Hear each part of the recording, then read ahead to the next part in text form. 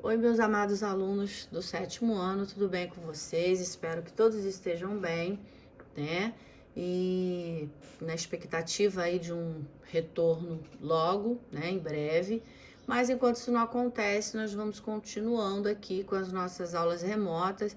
E essa semana nós temos o capítulo 21 com o tema Como funcionam as vacinas e qual é a importância delas na prevenção de doenças. Será que elas são importantes mesmo? Para que servem as vacinas, né? Logo no início do livro de vocês, na apostila, né? No texto de introdução, tá assim: para que servem as vacinas? As vacinas são medicamentos muito importantes para prevenir doenças causadas por micro-organismos. Existem movimentos anti-vacinas distribuídos pelo mundo todo. Olha que coisa mais absurda. Formados por pessoas que afirmam que as vacinas são prejudiciais à saúde. Entretanto, esses movimentos não têm fundamento científico e vão contra conhecimentos que revelam o quanto as vacinas são essenciais à saúde pública e à população mundial, né? Como seria a nossa vida, gente, se não houvesse a vacina? No início do século XX, uma em cada 5 crianças morria de alguma doença infecciosa antes de completar até mesmo 5 anos de idade, como sarampo ou até mesmo a cachumba. Hoje em dia, graças às vacinas, algumas doenças contagiosas foram quase que erradicadas, né, de todo mundo, em diversas regiões do mundo. Quando as pessoas não são vacinadas, elas ficam vulneráveis ao contágio de doenças e favorecem a circulação de agentes infecciosos entre a população. Ao se movimentarem de um local para o outro, terem contato com diversas pessoas, afetam aquelas que também não foram imunizadas, carregando esses micro-organismos. As vacinas nos protegem, sim, contra as doenças que podem levar à morte. A proteção dada por esses medicamentos é eficaz há mais de 60 anos e por causa deles a humanidade sobrevive a inúmeras infecções que antigamente dizimavam comunidades inteiras. Então, como existem pessoas ainda que são anti-vacinas? Eu fico me perguntando. Por isso, a vacinação é um assunto de saúde pública e não deve ser tratada apenas como uma escolha pessoal ou familiar. Se uma pessoa escolhe não vacinar o filho, ela pode ter uma doença infecciosa viral, bacteriana, transmitir para outra criança que ainda não tomou todas as vacinas. Dessa forma, nossas escolhas individuais afetam a vida em sociedade e a saúde de toda a população. Então, essa questão da gente escolher realmente se a gente quer tomar a vacina ou não, isso está totalmente errado, porque não é uma coisa que vai prejudicar somente a minha saúde, né? Vai prejudicar a saúde de muita gente, né? Então, a gente precisa sim. E a vacina, ela é, sim, eficaz. Bom, como funciona o sistema imunitário? O sistema imune, ele é responsável por proteger o organismo contra qualquer tipo de infecção. Dessa forma, quando um micro-organismo invade o nosso organismo, o sistema imunológico é capaz de identificar esse patógeno e ativar mecanismos de defesa, com o objetivo de combater a infecção.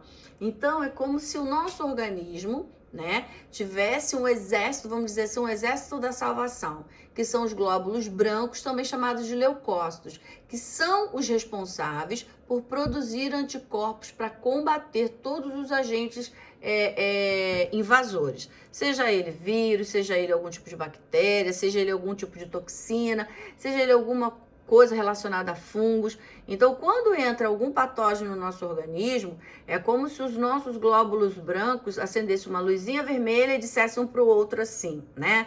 Ó, está entrando agente invasor, está entrando agente estranho. Então, eles começam a produzir anticorpos para combater aquilo que está entrando e que não é uma coisa boa para o nosso organismo, né?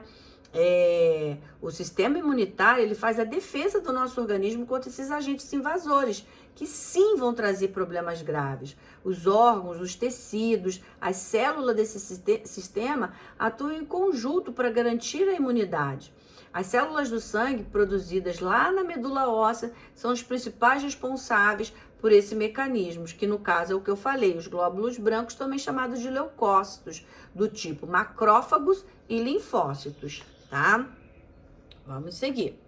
Bom, o sistema imunológico é um composto de uma rede de células, né? E tecidos e órgãos que trabalham juntos para proteger o nosso corpo. O nosso corpo precisa de proteção. As células envolvidas são os glóbulos brancos, como eu já acabei de falar, que vocês não podem esquecer, ou os leucócitos. O nosso sangue ele tem vários elementos figurados, glóbulos vermelhos, hemácias, enfim, vários elementos. Só que os responsáveis por defesa, os responsáveis por combater todos os agentes invasores são os que a gente chama de glóbulos brancos ou leucócitos, que vêm em dois tipos básicos que se combinam para procurar a destruir todos aqueles que causam doenças à nossa saúde, ou, né, que são causadores de doenças de alguma substância. Os dois tipos básicos de leucócitos são os seguintes: os fagócitos e os linfócitos, tá? Os fagócitos são células que protegem organismos invasores através da digestão, né? Ele vai digerindo tudo aquilo que é estranho. Eles vão fagocitar, são chamados de macrófagos também, né? Eles fagocitam os micro-organismos e os restos das células mortas e resíduos celulares e o digerem no seu citoplasma, tá? Então, ele acaba fagocitando, ele acaba digerindo, fazendo essa digestão. Tem os linfócitos. Os linfócitos T, tá? São células que permitem o corpo lembrar e reconhecer os invasores anteriores e ajudam a destruir. Então, se por um acaso a pessoa já teve aquela doença, né? Isso é como se fosse uma memória. Vai ficar na memória dos linfócitos e quando eles tentam entrar novamente, eles acabam combatendo, né? Eles acabam, tipo assim, lembrando já que teve aquele agente invasor e começa a produzir esses anticorpos para combater novamente aqueles agentes estranhos. São os linfócitos T, que a gente chama, né? São as células especializadas em reconhecer os agentes invasores e ativar aqueles mecanismos de defesa para eliminá-los. São responsáveis pela rejeição de órgãos transplantados, pois atacam células estranhas que entram em nosso corpo de alguma forma. O vírus HIV, que causa a AIDS, né, a síndrome da imunodeficiência adquirida, ataca e destrói justamente esse grupo de células que defende a gente, que são os linfócitos T, impedindo a ativação do mecanismo de defesa do sistema imunitário com as outras doenças. Dessa forma, a pessoa com AIDS fica vulnerável a outras infecções. Então, o que acontece? Uma pessoa que é portadora do HIV, as pessoas costumam dizer assim, fulano morreu de AIDS. Ninguém morre de AIDS, né? As pessoas morrem de uma doença oportunista porque ela acabou pegando um tipo de vírus que destrói justamente os linfócitos T, que são responsáveis também pela nossa defesa. E aí o corpo da pessoa acaba ficando o quê? Vulnerável. E quando isso acontece, esses linfócitos não tem como combater, né? Porque eles não têm aquela estrutura de combater as doenças que a gente chama de doenças oportunistas. Os dois tipos de linfócitos são os linfócitos B e os linfócitos T. Os linfócitos eles são produzidos, né, na medula óssea e ficam lá e amadurecem com células B. Ou partem, né, para o timo, que é um outro local, onde eles acabam amadurecendo em células T. Então, os linfócitos B, eles são produzidos e vão para um determinado local, que é o timo, para amadurecer e se transformam nos tipos de células T.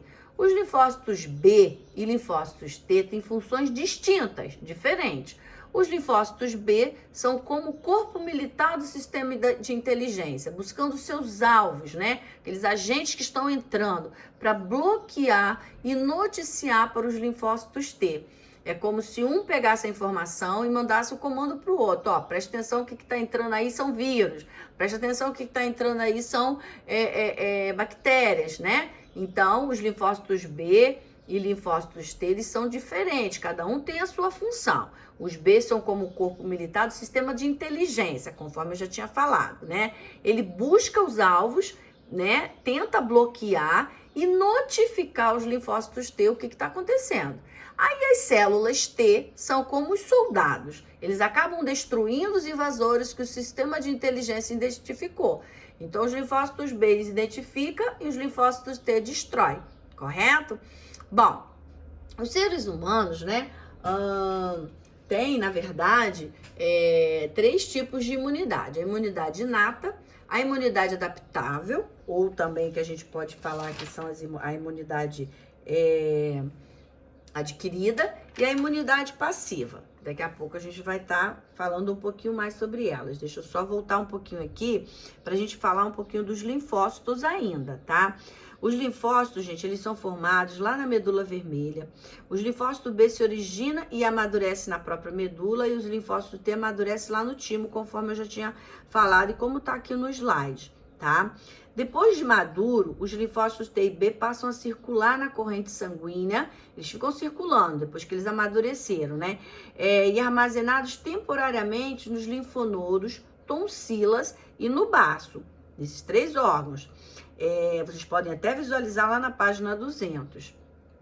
Bom, quando eles detectam a presença dos agentes estranhos, eles começam a se multiplicar, né? Acabam se reproduzindo rapidamente, produzindo milhões de novas células capazes de capturar e destruir esses invasores. Quando os micro-organismos ou qualquer partícula estranha entra no nosso corpo, os macrófagos entram em ação para ativar a resposta imunitária. Eles atuam englobando e digerindo essas substâncias e partículas estranhas, que pode ser vírus, pode ser bactérias, como eu já falei, os fungos microscópicos, próprio protozoários, algum tipo de toxina. Alguns linfócitos T acabam auxiliando nesse processo, ativando também os linfócitos B, que se diferenciam em plasmócitos, produzindo anticorpos que atuam ligando os seus invasores e destruindo-os, até controlar essa infecção. Depois que a infecção é controlada, gente, o que vai acontecer? Permanece no organismo uma grande quantidade desses linfócitos chamados de células de memória. Fica guardado, depois que tudo aconteceu, depois de todo esse combate, depois de toda essa guerra, vamos dizer assim, eles acabam ficando guardados como células de memória, ficam guardadinhos lá. E para que isso, né? Para que quando entrem novamente esses agentes invasores, a capacidade de reconhecer o mesmo agente infeccioso ele é muito grande, com o qual o organismo teve contato por um tempo ou durante toda a vida. Quando esse invasor entra no organismo novamente, aí pronto, essas células são imediatamente ativadas e começam a se multiplicar para combater a infecção rapidamente. É isso que acontece quando tomamos a vacina, porque essas células, elas são células de memória, elas ficam guardadas, e aí quando acontece né, houve esse combate, houve toda essa questão de combater esse agente invasor, fica guardado nessas células essa memória. E se por um acaso acontecer novamente, ela é ativada para combater. Opa, é como se ela acendesse lá novamente a luzinha. Opa, peraí, já entrou alguém parecido com esse cara aqui. Vamos tentar combater, vamos tentar destruir, porque ele não é bem-vindo, ele vai fazer mal. Então ele já tem aquela memória e fica muito mais fácil de combater, tá? Bom, gente, como eu tô dizendo, né, eu tenho aqui no slide, os seres humanos têm 3 tipos de imunidade. A imunidade inata, ela já nasce com o indivíduo. Ela não tem necessidade de introdução de substância nenhuma ou estrutura exterior ao organismo. A imunidade inata é importante em relação à alimentação. Quanto mais você se alimenta, mantém hábitos de vida saudável, você vai ter uma imunidade inata muito mais eficaz do que uma pessoa que tem uma vida, né, que não tem uma vida regrada. Isso é fato. Já a imunidade adaptável ou adquirida, tá? Ela acaba acontece no tempo de vida aí do indivíduo, podendo estar ativa ou passiva. Ela é adquirida durante todo o tempo de vida desse indivíduo, que pode ser ativa, ela ficar ativa, ou ela ficar, no caso, passiva. Já a imunidade passiva ocorre quando o agente da imunidade são transferidos de uma pessoa para outra. Quando você acaba, né, de retirar essa transferência é feita de uma pessoa para outra. Então, a gente diz que são a imunidade passiva, tá? Bom, aqui eu coloquei um esqueminha, mas depois a gente vai voltar a falar um pouquinho mais sobre esses tipos de vacina, tá? Só pra gente entender, a vacina é uma forma de prevenção e o soro é um tratamento. Como isso acontece? Quando a gente nasce, assim que a gente nasce, a gente já, né, a nossa mãe já recebe uma caderneta com uma série de vacinas que a gente vai tomar no decorrer da nossa vida. Então a vacina, ela vai ativar esses glóbulos brancos ou os leucócitos, né, que é a mesma coisa, para que ele possa produzir anticorpos contra aquele determinado agente invasor, tá? Já o soro é um tratamento. Quer ver um exemplo clássico? Quando uma pessoa ela é picada por uma serpente, quando ela vai ao hospital, ela não vai para tomar vacina. Ela precisa de algo que seja rápido para curar e não para prevenir.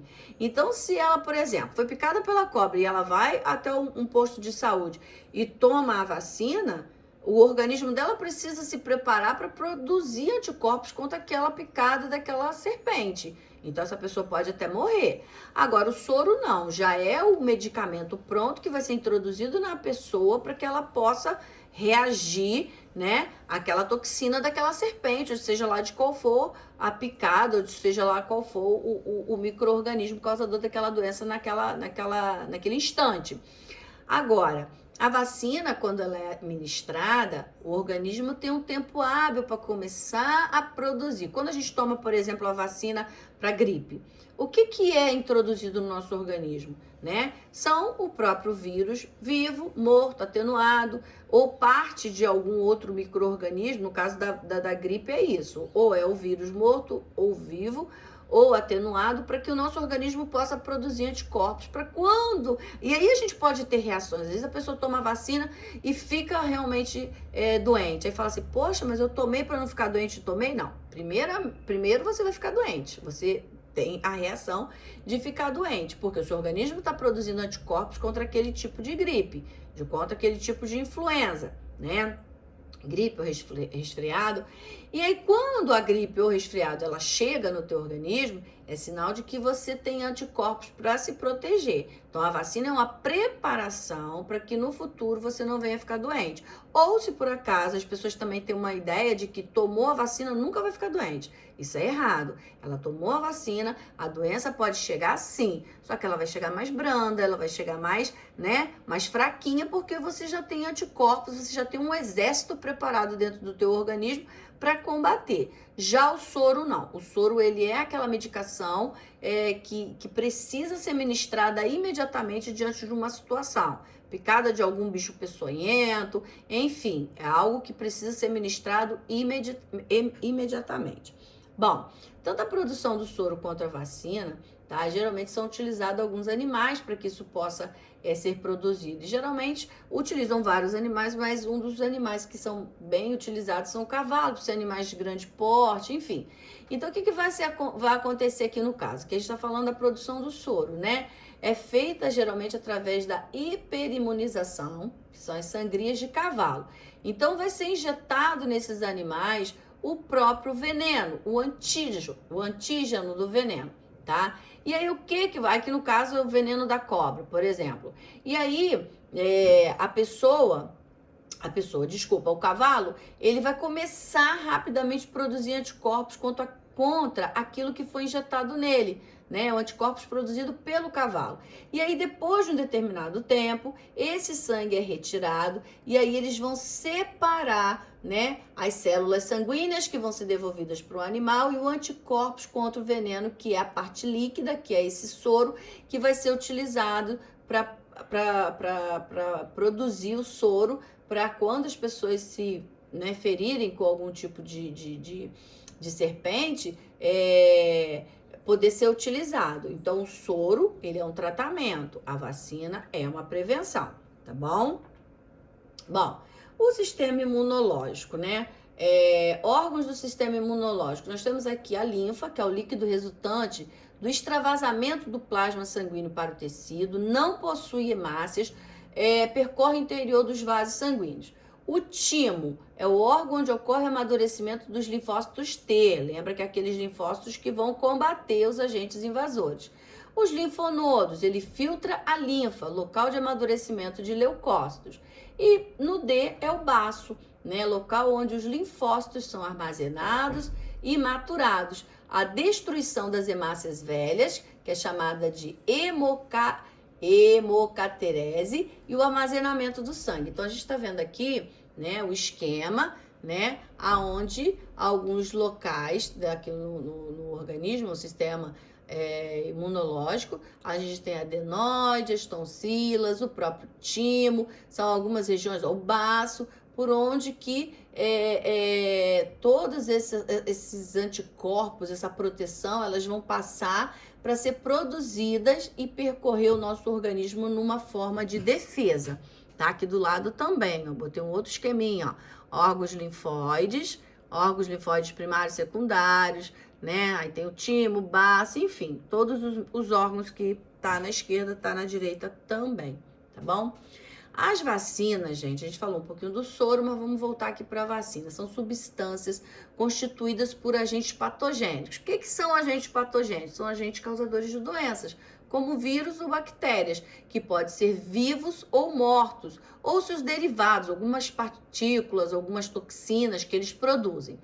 Elas estimulam o sistema imune a produzir esses anticorpos, né, que são as proteínas que vão atuar na defesa do nosso organismo, os quais atuam contra os agentes patogênicos causadores de infecções, ou seja, vai ser aplicado na pessoa, né, esses vírus, bactérias, que pode ser vivo ou morto, conforme eu já falei, e o organismo vai começar a produzir essas proteínas de defesa.